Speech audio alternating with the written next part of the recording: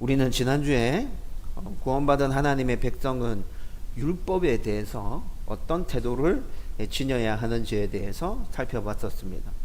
첫 번째 나눈 포인트는 성도는 하나님의 무한한 사랑에 빚진 자라는 기억을 가지고 율법을 바라보고 또 율법을 준수하기 위해서 애써야 한다는 것이었죠. 하나님의 무한한 사랑이 아니었으면 저와 여러분들은 구원받을 수 없었습니다. 또 우리는 하나님의 그 무한한 사랑을 갚을 수도 없는 존재들입니다. 따라서 우리는 항상 사랑에 빚진 자임을 기억하고 모든 율법들을 바라볼 수 있어야 돼요.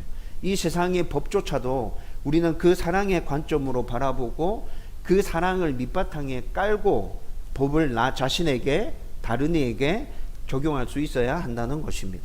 두 번째 나누었던 포인트는 사랑은 율법의 시작이며 율법의 완성임을 기억하고 법의 바른 적용보다는 사랑을 먼저 실천하기 위해서 노력해야 된다고 말씀드렸죠. 이 관점에서 지난주에 우리가 나누었던 8절 말씀 보면 피차 사랑의 빚 외에는 아무에게는 빚지지 말라 이렇게 말씀하고 있는데, 사랑은 율법의 시작이며 완성이라는 이 관점에서 우리는 서로에게 사랑에 있어서 더 많은 빚을 지고 더 많은 갚음을 실행하면서 살아가야 된다고 말씀드렸어요. 여러분, 그리고 지난주에 봤던 10절 말씀에서는 이렇게 사랑의 빚을 지고 또 사랑의 빚을 되갚으면서 살아갈 때 소극적인 사랑을 실천하는 것이 아니라 적극적인 사랑을 실천해야 된다는 것에 대해서도 함께 말씀을 나누었죠. 여러분, 요즘 이 세상이 지난주에 나누었던 말씀 법을 생각할 때 사랑을 밑바탕에 깔고 생각하는 관점에서 이 시대를 바라본다면 여러분, 이 시대를 어떻게 정의할 수 있겠습니까? 여러분, 요즘에는 하나님의 말씀이 절대적인 기준이라는 생각이 성도들 사이에서도 많이 무너져 내렸고, 그리고 하나님을 믿지 않는 사람들은 법조차도 각자의 생각대로 적용하고 있는 시대를 살아가고 있죠. 이런 상황에서 성도인 우리는 하나님의 말씀이 생각과 판단의 절대적이며 바른 기준이라는 것을 항상 기억하고 있어야 합니다. 그러면서 또 하나님의 말씀이 내 삶 속에서 바르게 실행되고 있음도 사람들에게 보여줄 수 있어야 되죠. 그런데 이렇게 살아가는 삶에서 이것보다도 첫 번째로 기억해야 될 것이 있습니다. 그것이 뭐죠? 법의 기초는 사랑이야. 사랑이 율법의 시작이고 완성이야. 그래서 우리가 법을 실행할 때, 법을 실천할 때 항상 그 사랑의 밑바탕이 깔려서 사랑을 실천하는 모습을 보이면서 법을 준행하고 실천해 가야 한다는 것입니다. 이 사랑을 실천할 때 소극적인 사랑이 아니라 적극적인 사랑을 실행해 가야 한다는 것을 지난주에 살펴봤었죠. 저와 여러분들이 이 땅에서 성도로 살아가면서 우리가 지켜야 될 법에 대해서 이런 생각을 가지고 살아갈 수 있었으면 좋겠어요. 그냥 날카롭게 잘라붙이고 재단하고 정죄하고 비판하는 것이 아니라 그것 이전에 먼저 그 상대에 대한 배려를 가지고 사랑을 가지고 그렇게 접근하는 저와 여러분들 되기를 주님의 이름으로 축원드립니다. 오늘은 성도는 그들이 살아가는 시대에 대해서 어떤 태도를 보여야 하는지에 대해서 함께 말씀을 나누려고 합니다. 여러분, 우리는 가끔씩 이런 단어를 사용하는데 세상 풍조, 시대 풍조 이런 단어들 사용하는 거 들어보셨을 거예요. 자주 사용하는 단어는 아니죠. 그런데 분명히 우리가 이런 단어들을 사용하고 있습니다. 여러분, 풍조라는 단어는 바람과 조수의 흐름을 뜻하는 한자 단어이죠. 풍조. 그런데 이 풍조라는 단어가 세상이라는 단어와 합쳐지면서 세상 풍조, 또 시대라는 단어와 합쳐지면서 시대 풍조라고 우리는 이 단어를 사용하는데, 그 뜻은 세상의 흐름, 시대의 흐름을 뜻하는 단어로 우리는 이 단어를 사용하고 있잖아요. 여러분, 시대마다 사람들이 가지고 있는 생각과 또 철학들, 이념들, 그 시대에 중요하게 생각하는 문화들에 따라서 시대의 흐름이 다 결정되어져 왔습니다. 여러분 세계사를 공부해 보셨으니까 제가 지금 말씀드리면 들어봤던 기억이 난다. 여러분 중에 이런 분들 계실 거예요. 세계사를 공부해 보면 5세기에서 13세기 사이를 중세시대라 합니다. 여러분 이 중세시대는 종교가 중심이 된 사회였습니다. 그래서 모든 시대의 흐름이 종교를 중심으로 해서 쭉 따라 움직였죠. 여러분 그런 중세시대를 지나고 14세기에서 16세기는 우리는 르네상스 시대라고 표현합니다. 인간이 중심이 된 시대를 살았던 시절이었죠. 그리고 르네상스 시대가 지나고 난 다음에 17세기와 18세기는 계몽주의 시대였습니다. 인간의 이성이 절대적으로 강조된 시기였죠. 여러분 그 시대 흐름들에 따라서 그런 특징들이 있었구나 제가 지금 말씀드리니까 느낌이 좀 오시죠? 여러분 18세기와 19세기는 낭만주의 시대였습니다. 인간의 감정과 감성을 중시했던 시대죠. 20세기에 접어들면서 미국을 중심으로 해서 모더니즘이라는 철학 사상이 유행하기 시작했어요. 그리고 모더니즘을 지나서 포스트 모더니즘 사상까지 이 시대를 지배하게 되었어요. 여러분 이런 것들만 쭉 살펴보면 그래 세계사 공부했을 때 그런 거 다 공부했었는데 그게 시대의 흐름을 좌우하는 어떤 특징들에 대해서 말하는 것들이었구나. 여러분 금방 납득이 되고 이해가 되시잖아요. 여러분 이렇게 세상은 그때 중요하게 생각하는 것에 따라서 분명한 시대 흐름이 있었습니다. 따라서 성도가 시대의 흐름을 파악해서 말씀을 근거로 옳고 그름을 분별하고 순종하는 것은 굉장히 중요한 문제입니다. 여러분들이 시대 흐름을 파악하지 못한다면 여러분들은 성도로 이 땅에서 살고 있지만 세상의 그 흐름 가운데 파묻혀서 그냥 따라가는 삶을 살게 될 거예요. 예수님께서는 뭐라 얘기합니까? 우리더러 그렇게 살라고 말씀하시는가요? 아니요. 그렇게 살지 말라고 얘기하십니다.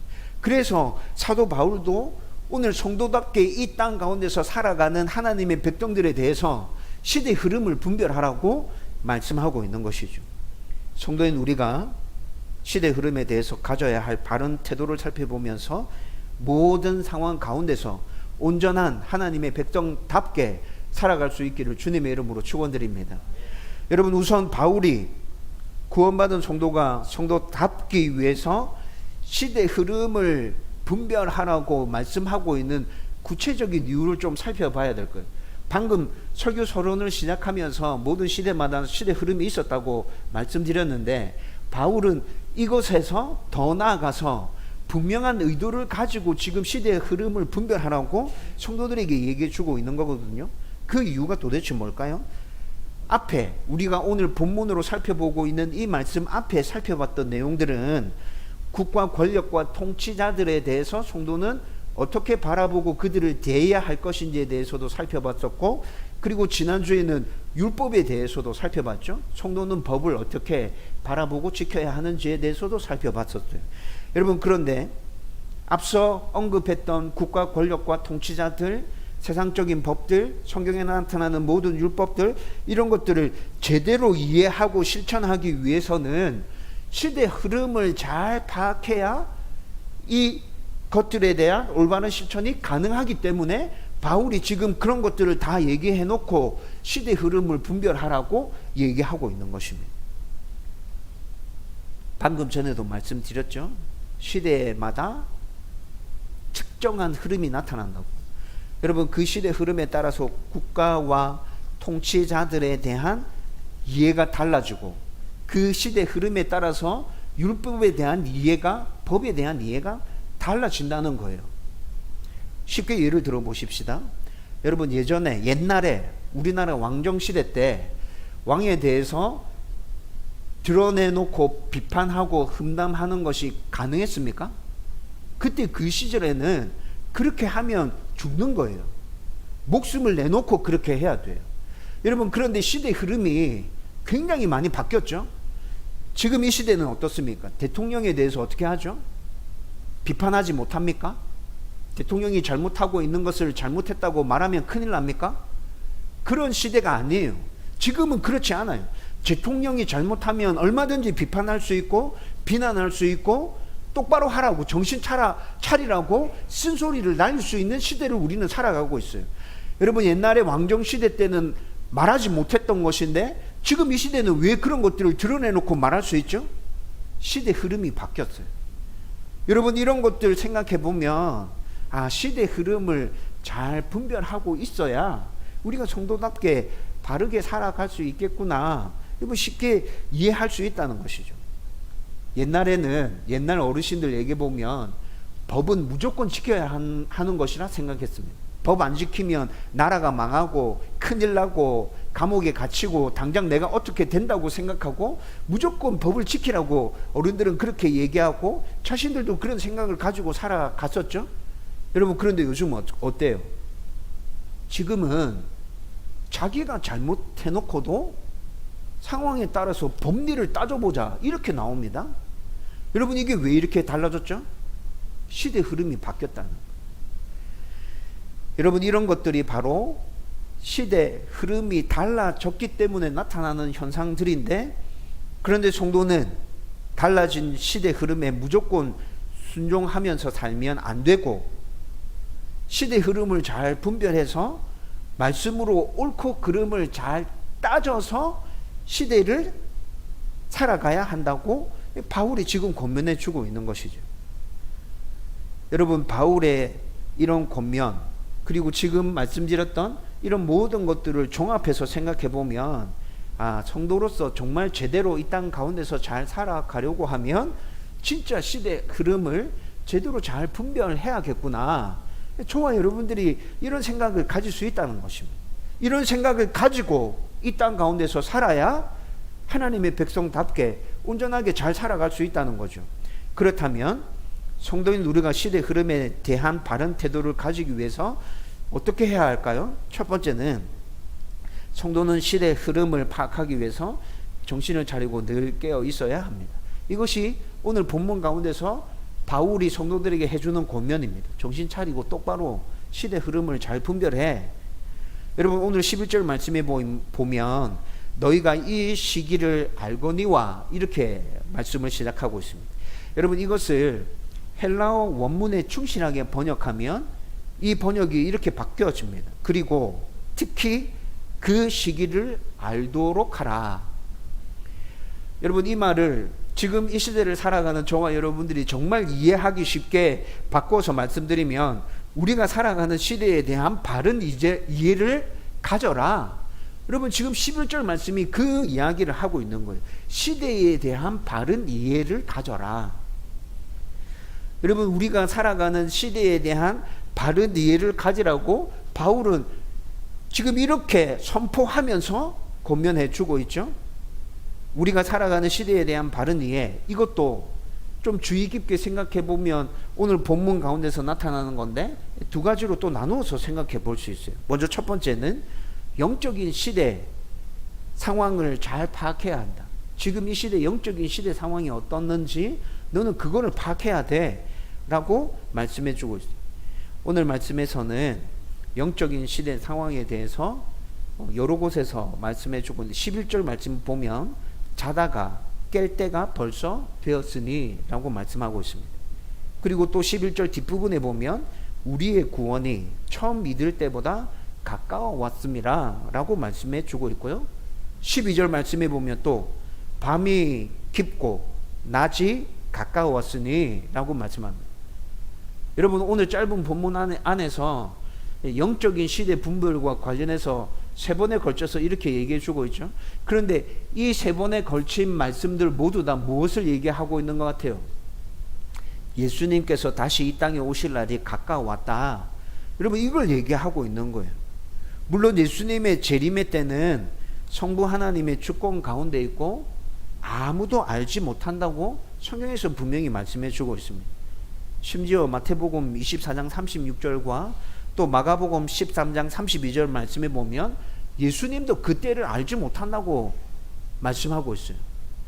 여러분, 그런데 지난번에 어떤 성도가 이 본문을 보면서 저한테 질문했어요. 예수님도 진짜 알지 못합니까?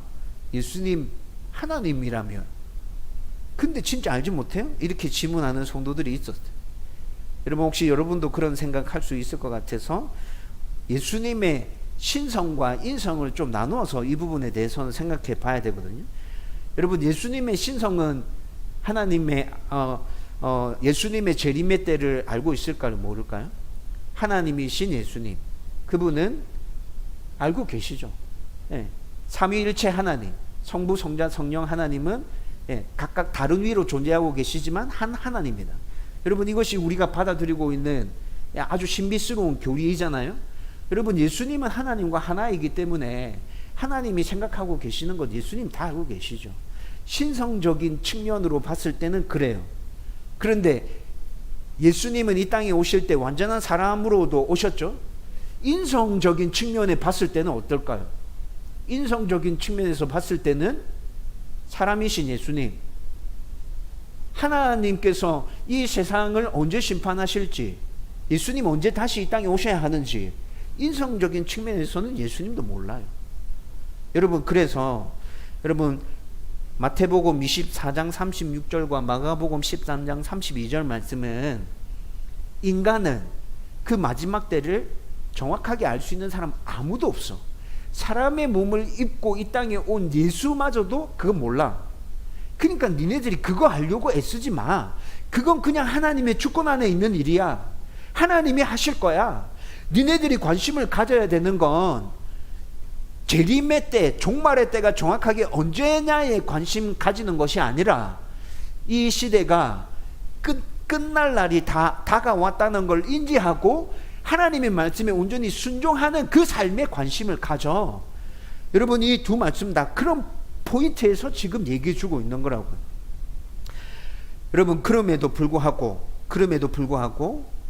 날이 갈수록 예수님께서 다시 이 땅에 오실 날은 가까워 오고 있음이 분명하죠. 그건 분명해요. 언제인지는 정확하게 알 수 없지만 예수님께서 다시 이 땅에 오실 날은 분명히 가까이 다가오고 있어요. 그래서 신약 성경을 딱 펼쳤을 때 세례 요한이라는 사람이 등장해서 복음을 선포하죠. 세례 요한의 복음의 핵심 메시지가 무엇입니까? 회개하라, 천국이 가까이 왔느니라. 여러분 신약 성경 시작할 때 첫 번째로 등장하는 복음의 메시지가 회개하라, 천국이 가까이 왔느니라. 천국이 가까이 왔다는 말이 예수님 재림하실 날이 지금 다가오고 있다. 정신 차려야 된다. 똑바로 살아라. 여러분 이걸 얘기하는 거잖아요. 그리고 마태복음 24장과 누가복음 21장 말씀을 읽어보면 예수님께서도 마지막 날이 다가올 때 이 세상 가운데서 일어날 일들에 대해서 설명해 주십니다. 예수님이 마지막 날이 다가올 때 이 세상 가운데 어떤 일이 일어난다 그러죠? 지진과 기근이 일어날 거야. 전쟁에 관한 소문들이 굉장히 끊임없이 자주 들려오게 될 거야. 적 그리스도들이 나타나서 내가 예수라고 얘기하는 사람들 수도 없이 나타나게 될 거야. 여러분 이런 이야기들을 예수님이 마태복음 24장과 누가복음 21장에서 해주셨거든요. 그런데 지금 이 시대가 여러분 예수님이 말씀하셨던 그런 징조들이 계속해서 반복해서 나타나고 있잖아요. 아, 예수님 재림하실 날이 지금 가까이 다가오고 있구나. 여러분 우리는 그 모습을 보면서도 알 수 있죠. 서신서들을 적었던 사도들의 가르침은 또한 어떠합니까? 사도들도 종말에 대한 바른 신앙을 가져. 적 그리스도들이 나타나서 이단들이 나타나서 내가 예수라고 말할 때 니네들은 그 소리에 귀를 기울이면 안 돼. 그들이 자주 나타나서 그렇게 이야기하는 모습을 볼 때 마지막 때가 가까워 오고 있구나 라는 것들을 분별해서 더 말씀대로 올바로 살기 위해서 노력해. 여러분 사도들의 권면도 이런 것이잖아요. 따라서 성도는 예수님의 재림이 가까이 다가오고 있는 이 영적인 시대에 대한 분별이 정확해야 됩니다. 여러분 이 영적인 시대 분별이 정확하게 여러분들 가운데 있다면 여러분들의 삶을 대충 살지 못할 겁니다. 최선을 다해서 열심히 살아야겠구나. 내일이라도 당장 예수님 오실 수 있어. 한 달 뒤에 예수님 오실 수 있어. 내가 이렇게 정신 차리지 못하고 이렇게 살다간 진짜 큰일 나. 여러분 이런 생각을 가지고 영적인 시대의 분별이 분명한 성도는 최선을 다해서 몸부림치면서 살아가겠죠. 두 번째, 현실의 시대 상황을 잘 파악해야 합니다. 앞서 언급했듯이 시대마다 사람들의 생각과 철학, 이념, 문화 등에 따라서 특별한 시대의 흐름이 계속해서 나타난다 했잖아요. 여러분, 지금 우리가 살아가는 세상에서도 예전과 다른 특별한 시대의 흐름이 분명히 있습니다. 여러분, 그 시대의 흐름을 잘 파악하고 계신가요? 그 시대의 흐름 가운데서 여러분들은 성도로 살아가기 위해서 어떤 노력을 하고 계십니까? 여러분, 제가 굉장히 자주 언급했는데 지금 이 시대 흐름은 절대적인 기준이 다 무너져 내렸습니다. 자기 생각과 판단이 절대적인 기준이 되어 버렸습니다. 여러분, 그래서 젊은이들이, 믿음의 가정에서 자라난 젊은이들이 하나님을 절대적인 기준으로 인정하지 않잖아요.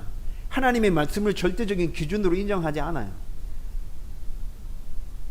특히나 공부를 많이 한 젊은이들 머릿속에 이런 생각들이 더 많은 것 같아요. 내 생각과 내 판단에 따라서 자유롭게 살면 되지, 무슨 하나님의 말씀이 절대적인 기준이라고 그걸 목숨처럼 지켜야 된다고 그렇게 얘기해. 나는 그렇게 살고 싶지 않아. 여러분, 하나님의 말씀에 대해서뿐만이 아니라 때에 따라서는 앞에서도 말씀드렸는데 법도 나의 자유를 구속하는 것으로, 필요 없는 것으로 생각할 때가 있습니다. 여러분, 제가 좋아하는 영화의 대사 중에 법은 인간이 지켜야 될 최소한이다 라는 영화 대사를 좋아합니다. 이 공공의 적에 나왔던 대사입니다. 법은 인간이 지켜야 할 최소한이다. 여러분, 이게 무슨 말인지 이해가 되시죠? 여러분, 진짜 법은 인간이 지켜야 될 최소한이에요. 그런데 절대적인 기준 자체가 무너져 내리는 시대 가운데서 우리가 살아가고 있기 때문에 법마저도 내 자유를 침해한다 생각하면 안 지켜도 돼 라고 생각한다는 거죠. 또 이것뿐만이 아니라 공동체와 다른 사람보다는 자기가 절대적으로 중시되는 개성시대에서 우리는 살아가고 있습니다. 그래서 공공의 유익과 다른 사람의 권리에 대해서는 잘 생각하지 않고 나만 돋보이고 나만 유익하면 된다고 생각하는 시대 흐름이 이 시대를 지배하고 있죠. 여러분, 얼마 전에 뉴스에서 보셨을 텐데 서울의 젊은이들이 굉장히 많이 다니는 거리에서 남자는 상의를 탈의하고 여자는 비키니를 입은 채로 오토바이를 타고 질주하는 일이 있었습니다. 그것이 기사화되어서 뉴스에 나왔어요. 어떻게 생각하시나요, 여러분들은? 여러분, 기사에서 이렇게 물었어요. 이런 모습을 여러분은 어떻게 생각하세요? 여러분, 그것이 옛날에는 10년 전에는, 20년 전에는 가당키나 한 일이었습니까? 남자는 상의를 다 탈의한 채로 여자는 비키니 수영복을 입은 채로 오토바이를 타고 거리 중심가를 달리는 거예요. 사람들이 많이 왔다 갔다 하는 그 거리 중심가를 그렇게 달리는 거예요. 사람들의 시선을 생각하지 않는 거죠. 공공의 유익을 생각하지 않는 거예요. 나의 개성이 중시되면 돼. 내가 돋보이면 되지. 뭘 그런 것까지 생각해. 여러분, 또 이것뿐만이 아니라 깊은 고뇌와 사색보다는 즉흥적인 감각과 감정이 강조되는 시대를 우리는 살아가고 있습니다. 그래서 자기의 생각과 판단이라면 논리에 맞지 않고 이치에도 맞지 않는 것인데 말로 마구 쏟아내죠. 여러분, 저는 요즘에 정치인들 보면서 이런 생각 진짜 많이 합니다. 저 사람들 머릿속에 들어있는 논리는 도대체 뭘까? 저 사람들 머릿속에 들어있는 순리와 이치는 도대체 뭘까? 여러분, 이런 생각들 정말 많이 하게 되죠. 이런 것들 잘 이용해서 시대 흐름이 이렇게 흘러가고 있다는 걸 잘 이용해서 그냥 감각적으로, 감성적으로 많은 이야기들을 쏟아내면서 국민을 막 선동하고 있는 것 같아요.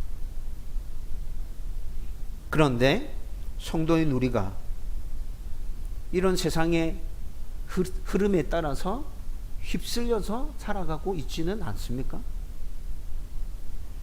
여러분, 제가 이 시대의 흐름이 이렇다고 대충 말씀드렸는데 여러분들도 공감하는 부분이 되게 많을 거예요. 아, 그래, 우리 시대의 흐름이 지금 그렇지. 여러분들은 지금 그 시대 흐름 가운데서 어떻게 가고 계시냐고요. 정신 차리고 영적으로 깨어서 시대를 분별하지 못하면 우리도 모르는 사이에 그 시대 흐름에 묻혀서 그냥 딸려가 버린다.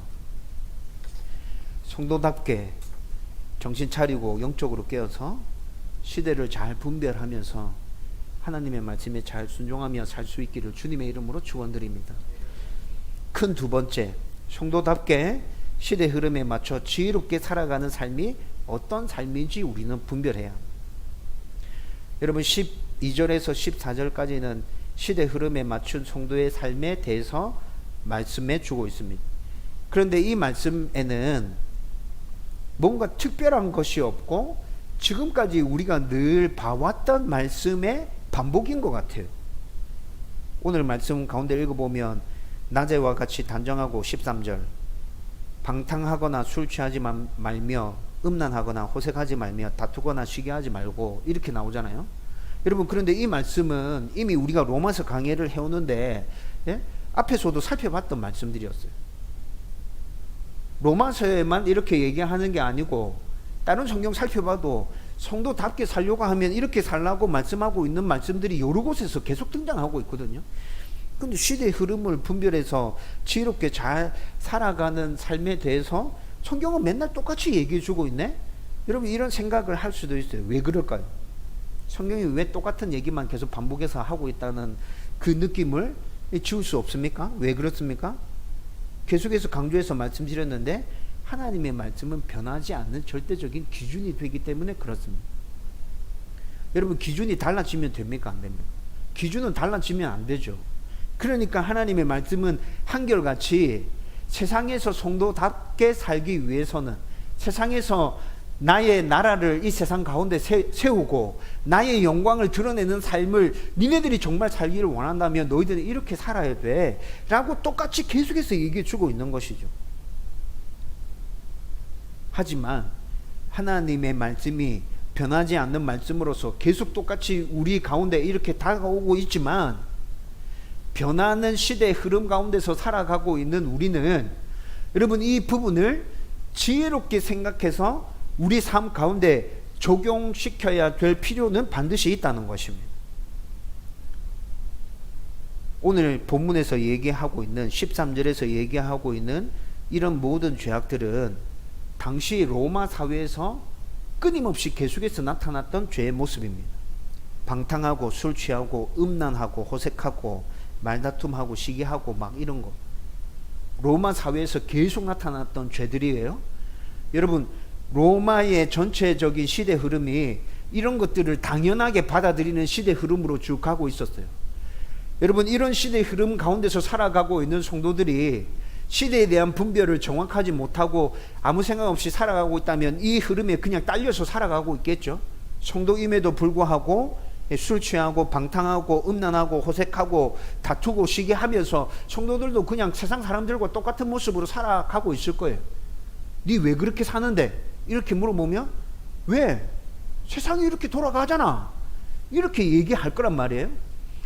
여러분 그런데 이렇게 시대의 흐름이 돌아가고 있구나라는 것 분별한 성도는 어떻게 살아가면 될까요?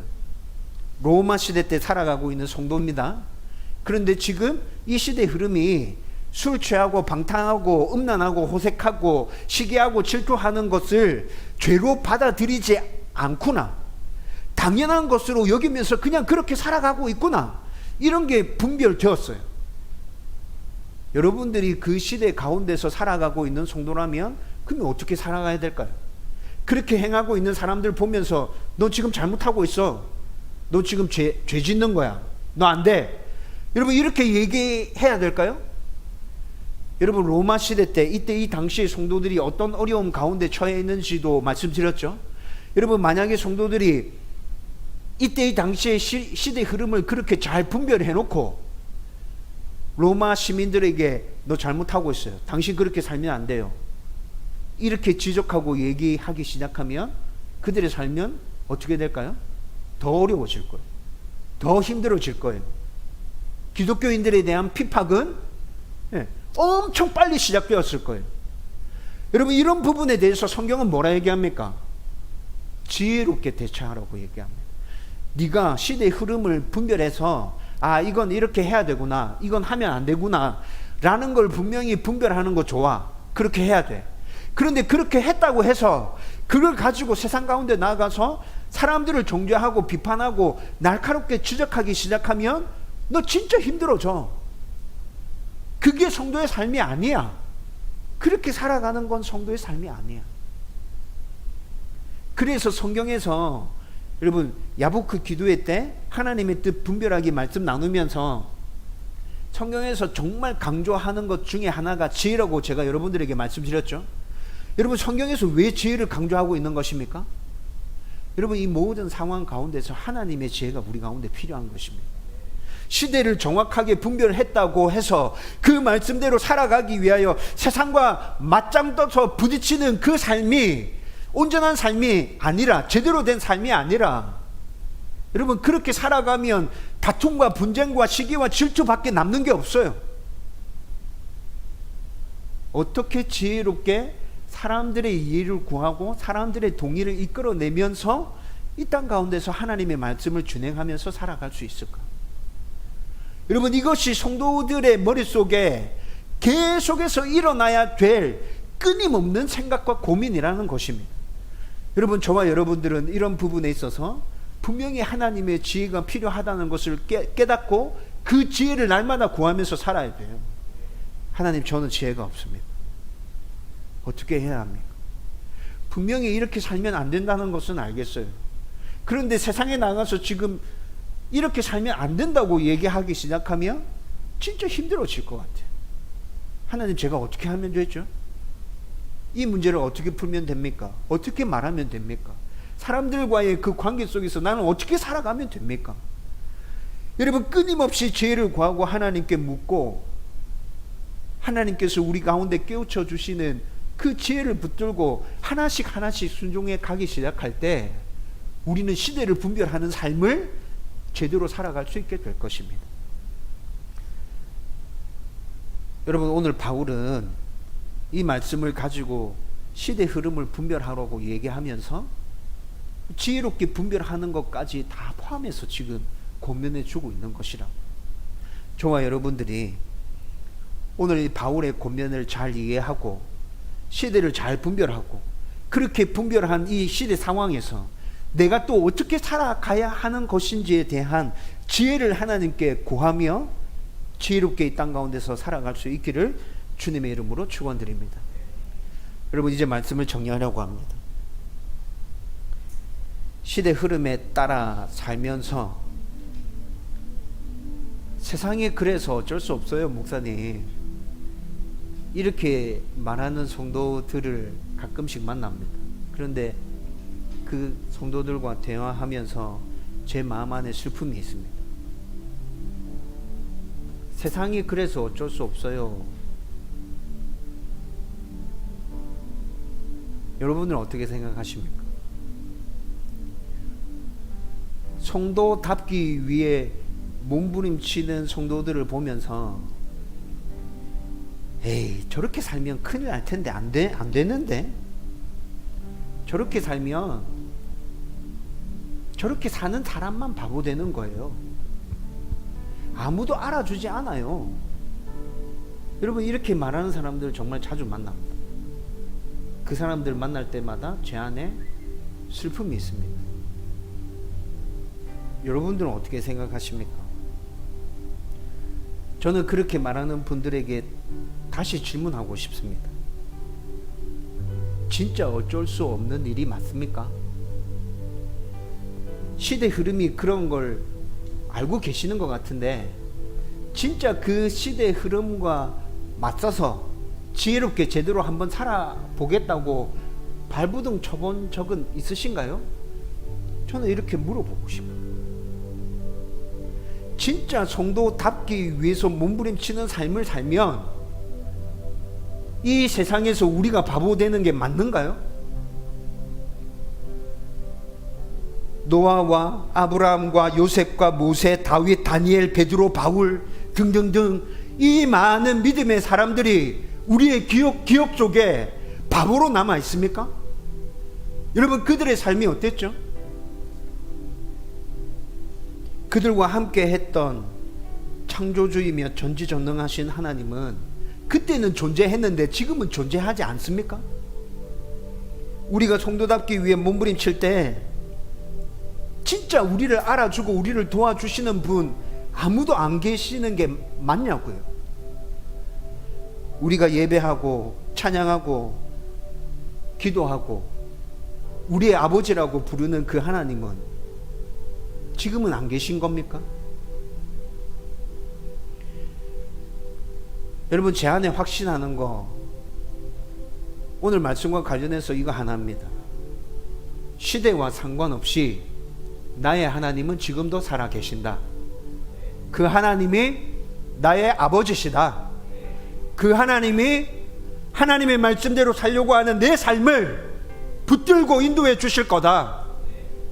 당장은 바보같이 사람들 눈에 비춰진다 할지라도 시간이 지난 후에 하나님이 나를 세상 가운데 아니면 천국에서 우뚝 세우실 거다.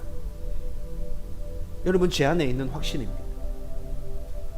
그래서 저는 사람들이 몸부림치면서 살아가는 저의 삶을 보면서 바보라고 안 된다고, 그렇게 살면 목사님만 곤란해져요 라고 얘기한다 할지라도 저의 삶에서 몸부림을 포기하고 싶지 않습니다. 바보라고 손가락질하면 좀 당하죠. 괜찮습니다. 하나님 알아주실 겁니다. 하나님이 감당케 해주실 겁니다. 하나님께서 피할 길을 내주실 겁니다. 제가 말씀드리고 싶은 것, 제가 고백하는 것은 그것이라. 여러분들은 어떻게 생각하십니까? 여러분, 시대 흐름을 제대로 잘 분별하고 하나님의 말씀에 따라 순종하며 살아가기 위해서 최선을 다해서 몸부림치고 하나님의 지혜를 구하면서 이 땅 가운데 하나님의 나라를 세워가는 주님의 백성 다 되기를 주님의 이름으로 축원드립니다.